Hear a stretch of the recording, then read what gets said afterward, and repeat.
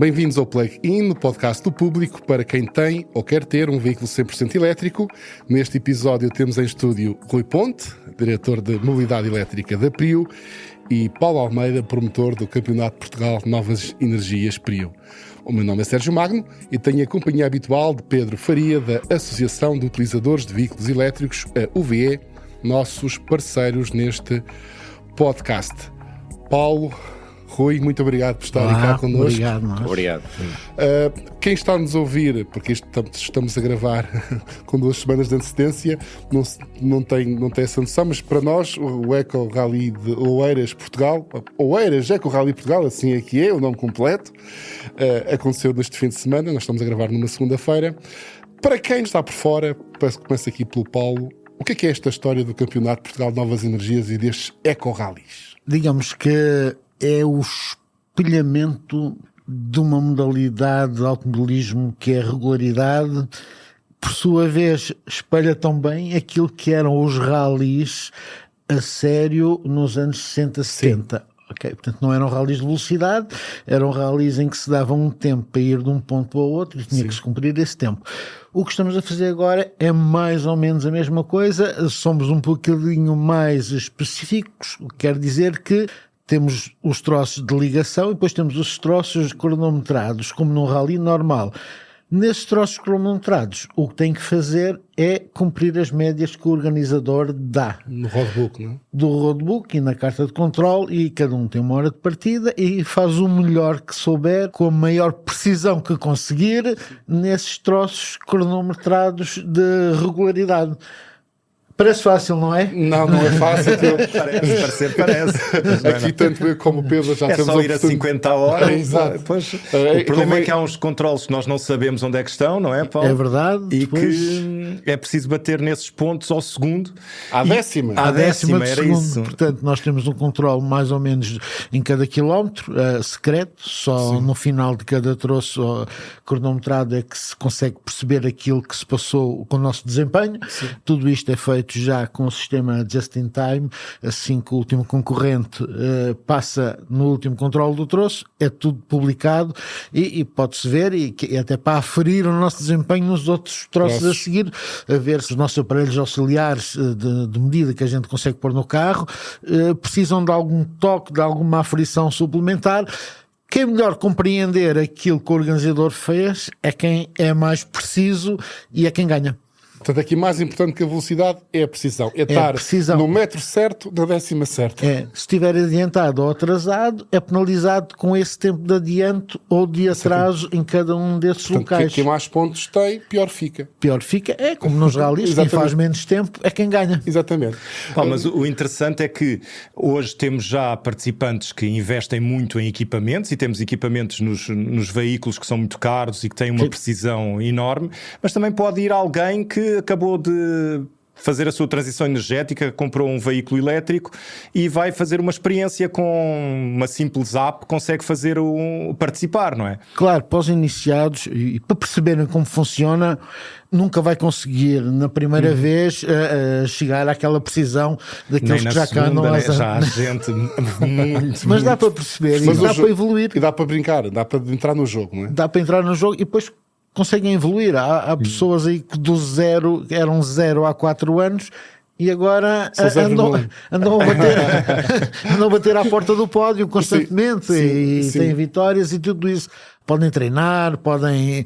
O mais importante é terem rotina dentro do carro entre o navegador e o driver. Sim, porque aqui o navegador é muito importante, não é? O navegador, além dos tempos e das médias que é preciso respeitar, equipas não conhecem o percurso antes, também só descobrem naquele momento, antes de começar a prova, e portanto a navegação também assume aqui um papel importante. Sim, às vezes vemos aqueles inboards dos rallies do Campeonato do Mundo em que a única tarefa do navegador é dizer curva para a direita, curva para a esquerda. Sim. E mais nada aqui, e são troços fechados, são treinados e tudo isso. Aqui não, é isso que Sérgio estava a dizer. O roadbook tem-se ali uns minutos antes da partida e o navegador tem que dividir o seu papel entre a navegação, o caminho e o andamento. É um equilíbrio grande que tem que se fazer, isto só com treino e com rotina. Muito bem. E a Prio, vou entrar aqui o Rui nesta conversa, está associada aqui ao julgo desde o início deste campeonato. Este já foi a nona prova de Oeiras, não é? Mas eu julgo que o campeonato tem um pouco menos anos ou um bocadinho mais anos? Tem menos anos, o primeiro do Oeiras foi de 2018 e o primeiro campeonato foi 21 e nós realizamos o campeonato a pedido da Federação Portuguesa, porque conseguimos importar, digamos, que aqui um campeonato de FIA e espelhámos depois para Portugal mais ou menos aquilo que se passa lá fora. Já falamos.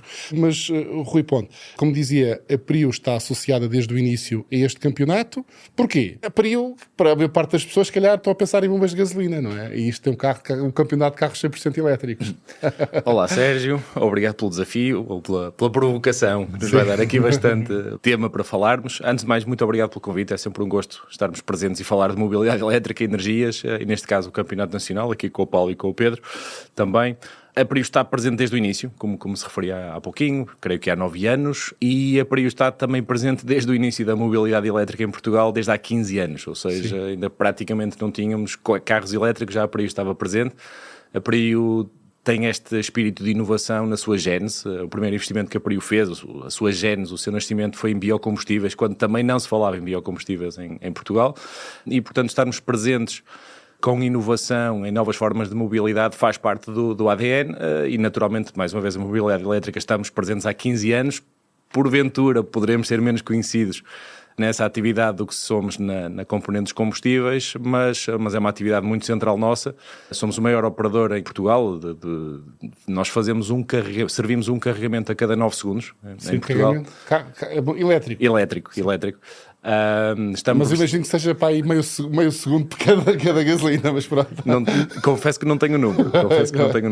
Estamos presentes em Portugal, em Espanha, e portanto para nós não é um mero patrocínio ou presença de marketing, ou o que seja, estarmos presentes neste campeonato é algo que no fundo faz muito parte do nosso ADN e por isso estamos associados desde o início a esta prova, e tem sido interessantíssimo no fundo também ajudar a fazer crescer a mobilidade elétrica em Portugal e assistir à própria evolução do Campeonato Nacional aqui de novas energias. Pedro, desculpa interromper, Rui, mas esta questão é importante, eu acho muito importante, que é uma das vantagens deste campeonato, eu diria que é até uma das missões, mas o Paulo está aqui para corrigir ou para adicionar, é demonstrar um bocadinho por todo o país, porque o campeonato tem ido a várias partes do país, que os carros elétricos servem, basicamente. Até andam depressa e têm autonomia e essas coisas todas. Nós, enquanto associação, também estamos presentes desde a primeira hora neste campeonato e nestas provas. Começámos aqui em Oeiras. Nessa altura tínhamos que levar 10 ou 12 associados para compor ali o número de inscritos. Nesta edição do Oeiras Eco Rally, já só tivemos 4 equipas e existiam 45 e as inscrições fecharam cedo, não é? Antes do tempo. Sim, temos que fechar porque nós temos que fazer previsões por questões logísticas, de restaurantes, parques fechados, tudo isso, tivemos que, com mais de um mês de antecedência, encerrar. Mas eu gostava de vincar esta referência que o Pedro fez e a grande importância que a UVE teve nos primeiros anos destes eventos de regularidade com veículos elétricos, porque ajudou-nos a suplantar alguns estigmas que havia das outras pessoas que faziam regularidade mais em clássicos, e hoje isso já não se põe, mas na altura era complicado, até pela oferta que havia de veículos elétricos, não é? Naquela altura não havia... Sim, das primeiras provas que eu participei, se calhar tínhamos 3 ou 4 marcas. Agora neste Oeiras Eco Rally, não sei quantas marcas. Tivemos 21 marcas, não foi? Por aquilo que eu vi, 21 marcas. É incrível. Mas nós estamos um bocadinho como promoção da mobilidade elétrica, e isso é algo que dá muito gosto de ver todos os participantes a fazer. Estas provas normalmente têm um parque fechado no centro das cidades, muitas vezes é aí que estão, e as pessoas aproximam-se do parque fechado e nós vamos explicando a mobilidade elétrica. É muito bom, obriga-nos a percorrer o país todo. Nós temos 5 provas no continente e uma este ano é assim, não é? E uma na Madeira. Já tivemos inclusivamente também nos Açores.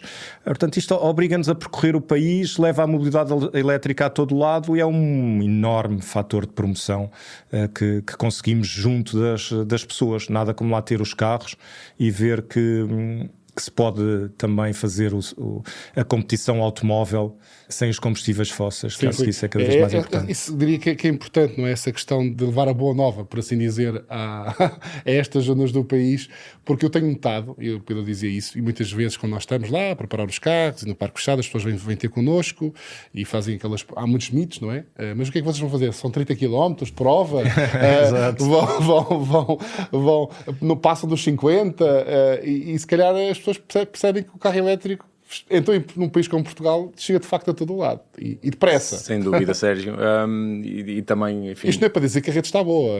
Pois, temos de ter esse cuidado. Os operadores temos de ter sempre esse cuidado. Sem dúvida. Eu diria que essa passar mensagem é das coisas mais importantes, e nós que já andamos nisto há alguns anos, eu diria que se calhar uma coisa que salta muito à vista neste processo das pessoas aderirem e no fundo comprar o seu carro elétrico é o fator surpresa de quem compra. Surpresa é essa de que afinal aquilo é um carro normal, não tendo a alterar os seus hábitos de vida, e muitas vezes o comentário é se eu soubesse já tinha comprado há mais tempo. E portanto existe sempre esta barreira de conhecimento ou desconhecimento, dito de outra forma, e é super importante no fundo dar esta proximidade às pessoas, elas poderem experimentar, perceber, tirarem essas dúvidas todas. Sim. De qual é a autonomia, como é que isto se carrega, como é que isto tudo funciona, porque aquilo que vemos depois no dia-a-dia é sempre este relaxamento de perceber que afinal aquilo é uma coisa às vezes até aborrecida, portanto não se passa grande coisa, é uma coisa fácil de utilizar. Voltando aqui, Paulo, este Oeiras Eco Rally faz parte do campeonato internacional da FIA, desta modalidade, daí também termos tido, julgo eu, quase metade das equipas eram estrangeiras, aquilo é 45, 14 equipes, sim. Então até 14 equipes estrangeiras. 14 e 45, ok? 14 equipas estrangeiras, ainda assim são muitas fazem parte desse campeonato internacional. Isto já funciona um bocadinho então como... Já sentem nos vossos ombros o peso do nome do país? Sim, claramente. Mas é assim, fazer uma prova destas em Portugal custa o dobro de uma prova no centro da Europa. E, por exemplo, a nossa prova da Madeira custa o dobro do dobro. Pois, insularidade dos seus custos. Portanto, desde que as pessoas que nos ajudam, os nossos parceiros, compreendam isto, nós primamos por fazer bem, nós damos muito mais coisas aos concorrentes e aprimoramos com as refeições e tudo isso do que lá fora. Eu lembro-me de há 4 anos ir fazer a prova da Islândia e a única coisa que a gente teve, quando participante, com uma das minhas filhas, a única coisa que a gente obteve da organização foi uma Coca-Cola e um folhadinho no final, ok? Na rua, ali na chegada. Pronto, são maneiras diferentes. Mas isso faz toda a diferença. Nós sentimos o ambiente naquilo que são as nossas provas, sejam as FIA, sejam o Campeonato Nacional, para aquilo que é uma prova lá fora. O ambiente é completamente diferente. Esta cooperação entre os participantes é totalmente diferente. Mas eu noto, por exemplo, as provas espanholas evoluíram muito no sentido daquilo que a gente fazia aqui, ok? Agora aquilo já tem também puseram estas zonas componente sociais, pronto, para, digamos que subir um bocadinho o nível, e pronto, temos depois a grande prova também, que é o Monte Carlo, que tem um jantar final lá, que a gente não consegue acompanhar, tem direito a um príncipe lá na jornada final, mas pronto, nós temos... Mas na Madeira já temos um casino também. Sim. Não, um casino que historicamente, na história da arquitetura, devia ser até mais, digamos que realçado. É a única obra do Oscar Niemeyer em Portugal, e pronto, mas são essas singularidades que nós temos que encontrar para oferecer. Mas de qualquer modo, pelo que eu percebi, o campeonato internacional são umas quantas provas, não é? E Portugal e Espanha são os únicos 2 países que têm 2 provas, conseguem ter 2 provas neste campeonato internacional. Portanto, a FIA gosta do vosso trabalho? Não conhecendo todo o universo, este ano entraram uma data de países novos, Lituânia, Letónia, a Suécia entrou e saiu, mas aquilo que é a regularidade em si, Portugal e Espanha já há alguns anos que fazem, e sempre com um nível acima da média. A Bélgica também é um país com muitas provas de regularidade, com muita tradição, mais nos clássicos, entrou e saiu com um desacordo com a FIA. Teve lá 2 anos só, e pronto, são maneiras de ver as coisas. A FIA não é uma entidade, como é que é de dizer, para não ser indelicado, não é que não seja transparente, mas devia ouvir mais, é demasiado conservadora, é demasiado conservadora e não arrisca, e o conhecimento das pessoas que lá não estão na linha da frente, nem têm parceiros como nós temos digamos que a felicidade de ter, como a UVE e a PRIO, de quem a gente absorve muita informação e tentamos adaptar estes novos conceitos. Eu ouço muito este podcast, aqui fala-se muito de coisas novas e a primeira coisa que eu penso, pelo menos, é como é que devemos integrar cada novidade nesta coisa do campeonato para podermos estar lado a lado com o melhor que se faz no todo o mundo. Eu dou um exemplo que esta prova tem uma componente muito interessante de eficiência energética, em que eu considero que em Portugal nós fazemos melhor do que faz a FIA. Ainda podíamos evoluir mais e vamos evoluir seguramente no futuro, mas a FIA ainda não conseguiu encontrar uma solução para algo que é muito interessante, que é tentarmos também pôr aqui uma competição de eficiência energética nos veículos. E isso tem sido interessante. Mas por isso, se calhar, não convém ser muito eficiente, quanto mais gastarmos, mais carregamos.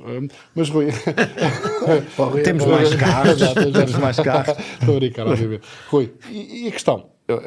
Ainda há bocado percebemos que isto foi um bocadinho do país todo, já foi às ilhas. As pessoas não têm problemas para carregar.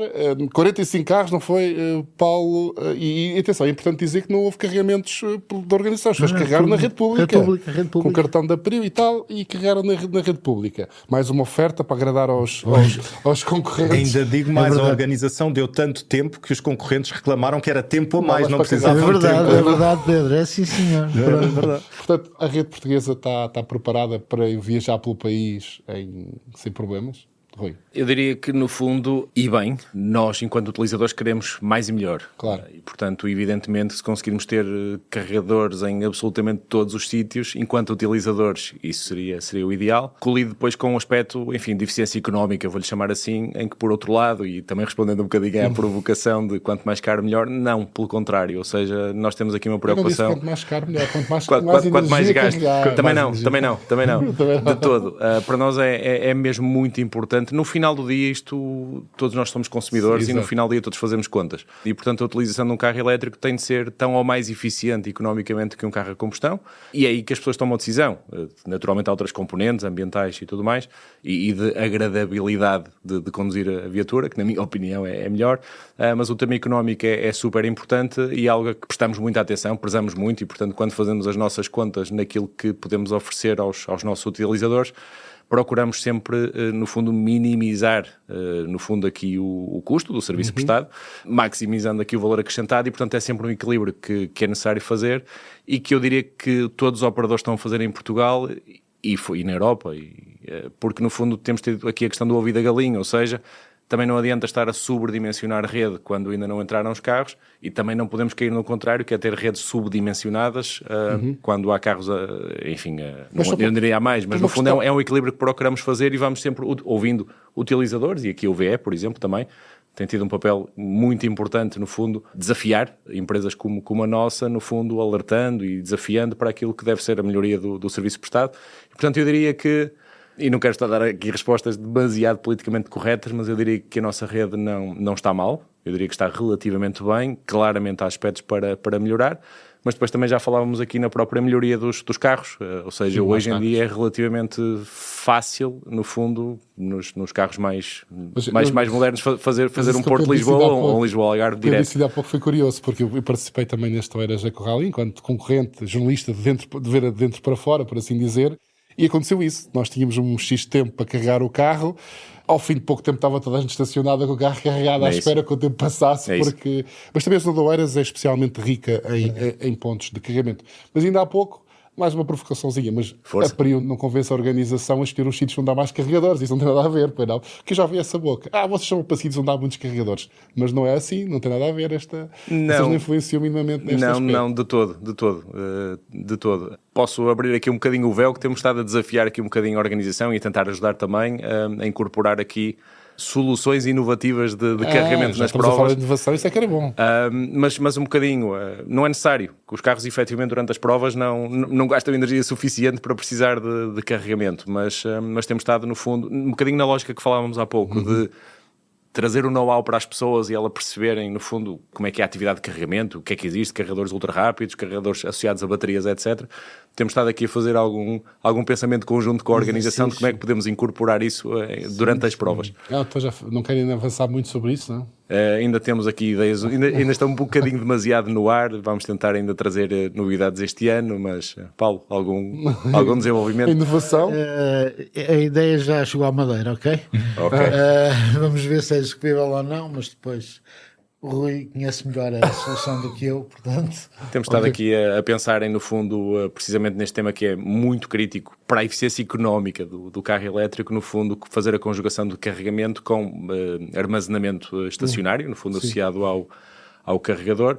Mais uma vez, não é que isso seja necessário para as provas em si, mas um bocadinho como... É aproveitar também estas provas para uma demonstração do que é possível da tecnologia. Exatamente.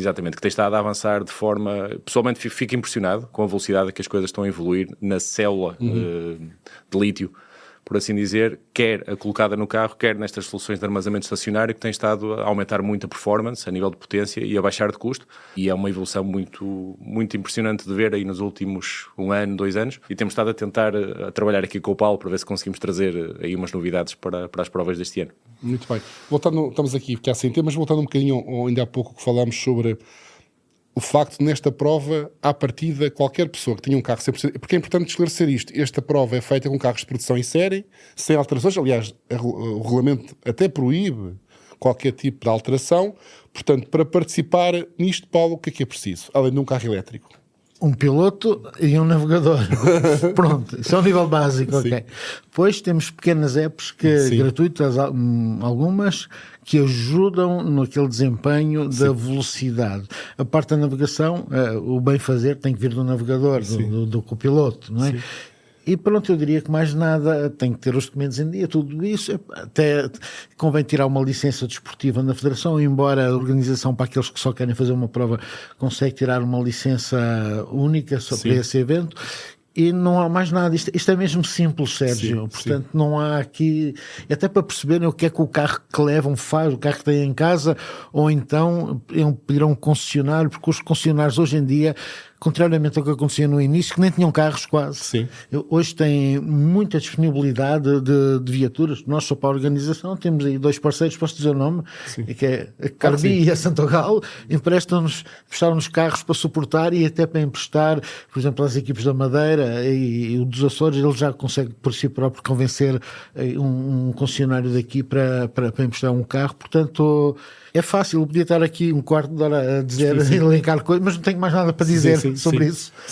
Portanto, se tem um carro elétrico e querem participar, há um site, não é? O site do Campeonato de Portugal Novas Energias. Sim, para perceberem como é o desempenho. Nós temos lá até por teu aconselhamento, temos umas facs no cpnovasenergias.pt, que é o site onde acontece toda a informação, aparece toda a informação deste campeonato. Mas por mais que a gente explique que só a experiência é que pode, digamos, trazer um verdadeiro conhecimento. Eu posso avisar uma coisa para as pessoas. É perigoso porque é viciante. Aquele jogo era isso que eu ia pegar, é que isto é para quem faz a compra de um veículo elétrico e quer fazer um passeio de fim de semana, pode fazer isto, até porque normalmente não tem que entrar em grande competição, pode optar por... É uma competição, o tal vício, é uma competição connosco próprios, não é? Conseguirmos melhorar. E ainda tem outro grande atrativo, é que normalmente o promotor, não é? O organizador, coloca-nos por estradas que nós já podemos ter passado lá à volta muitas vezes, mas nunca fomos por ali. Eu confesso que isso nos Açores, Paulo, muito bonito. Eu usei o roadbook, porque ele é mais uns dias, e usei o roadbook para voltar a passar. Eu faço isso em muitos sítios. O Eiras Eco Rally do ano passado foi um exemplo em que viemos das termas de Monfortinho até o Eiras, portanto foi um passeio também tremendo. Em que durante a prova, eu sei que tu no princípio até chegaste a parar para tirar umas fotografias, né? Porque a vontade dava mesmo. A minha primeira participação eu parava para tirar fotos. Então, a minha competição não era importante. Eu também ia olhar para como é que eu não. Aqui, mesmo ao pé de casa, eu nunca pus por esta estrada, como é que isto é possível? Mas há outros que eu pego mesmo no roadbook e depois vou de passeio fazer essas voltas. Então, e concorrer, não? Só. Calma.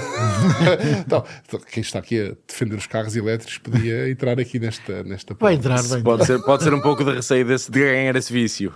Quem anda de carro elétrico há 9 anos, no fundo, tem o medo de ficar viciado e é uma prova que tem alguma exigência, apesar de tudo, para os participantes, a nível de disponibilidade, não é? Pelo menos querendo participar em todas, mas tem sido também um processo de descoberta interessante para mim, pessoalmente, aqui do campeonato e no fundo, das equipas, e é também impressionante ver o nível de competitividade. No fundo, há bocadinho falávamos que... Isso é incrível. Eu que já acompanho esta prova há alguns anos, não sei exatamente quantos, provavelmente muito próximo desde o início. Acho que qualquer concorrente que fique agora em 15º ganharia na altura. Ganharia há 5 anos. Acho que até podemos exemplificar, tu traz melhor essa informação, os deltas de tempo, as diferenças de tempo, por exemplo, para ficar num top 5 estamos a falar de um tempo de... Aliás, a própria organização mudou de segundos para décimos porque os segundos não era suficiente já para...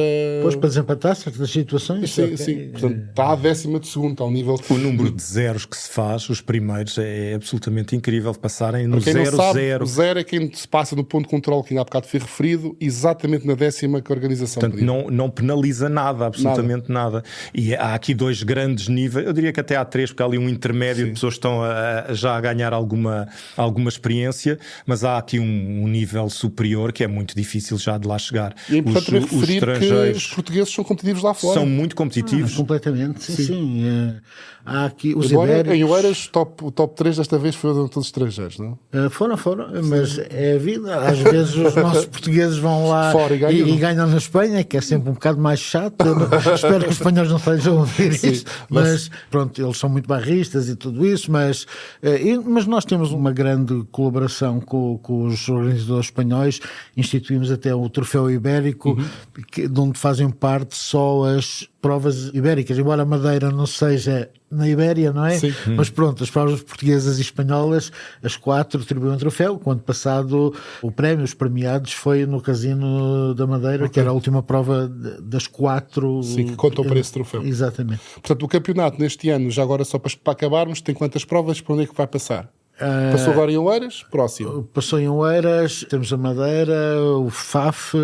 A próxima é Vila Nova de Gaia, não é? Sim, em princípio sim. Nós estamos num processo, e isto a gente já sabe há algum tempo, a prova da Associação Académica de Coimbra, que era em Proença Nova, não se vai realizar lá porque o seu presidente comunicou-nos que, face aos problemas que houve no final de janeiro, Proença ainda hoje tem localidades sem energia elétrica.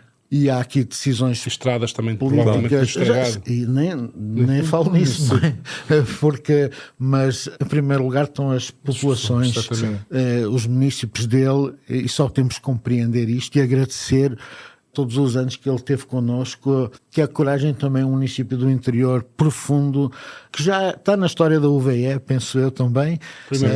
Foi o primeiro M, foi lá feito, e a primeira tomada, onde era o parque, 6 anos após termos lá colocado uma tomada, quando foi o parque fechado dos veículos, fomos lá, ainda lá estava a tomada e era usada ainda, e estava a ser usada.